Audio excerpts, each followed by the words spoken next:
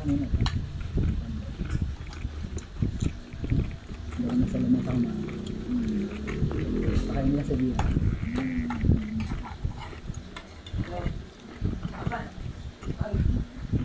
Tinawagan namin yung caretaker.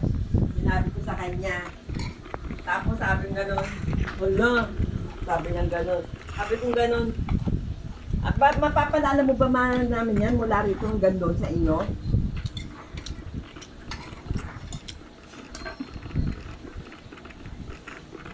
Ba't anong kinain? Hindi nga sabay. Nakita niya? Oh. Oh.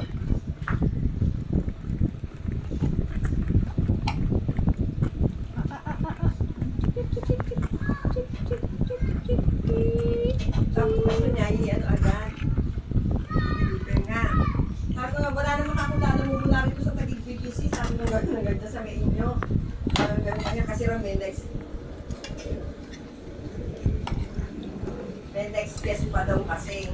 Sabi ko, hayaan mo siya. Kung ayaw, di ba, wala naman yung magagawa. Hindi mo padala, pero hindi. Sabi ko, gano'n. Tinawagan ko yung sabi kasi, di ba, padala mo na sa papa-LBC ko na lang, mas mura kaysa bibili ako ng pa-LBC ko na lang.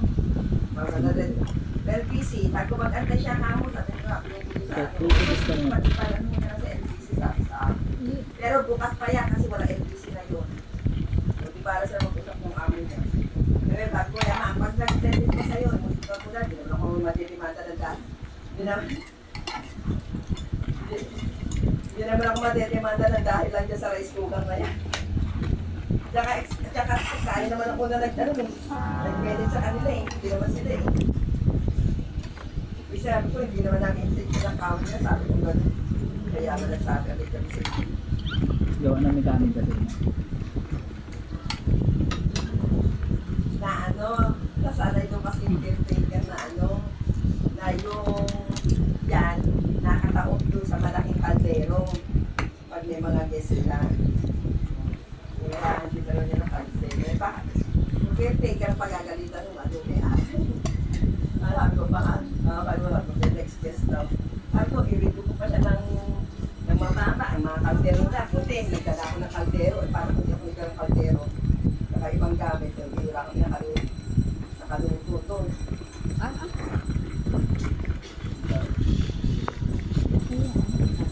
Kaya nga sabi nung caretaker, gabiligan mo na lang muna sabi ko. Okay, sabi mo gano'n. Pag nag-text ito, nakasunod yan. Ito yung pansinilimahan.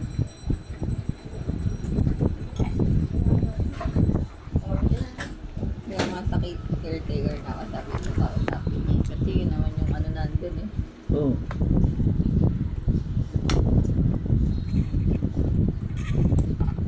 Gusto niya nga. Pero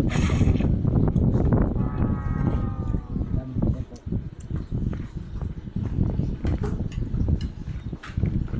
Nakapag-rates pa.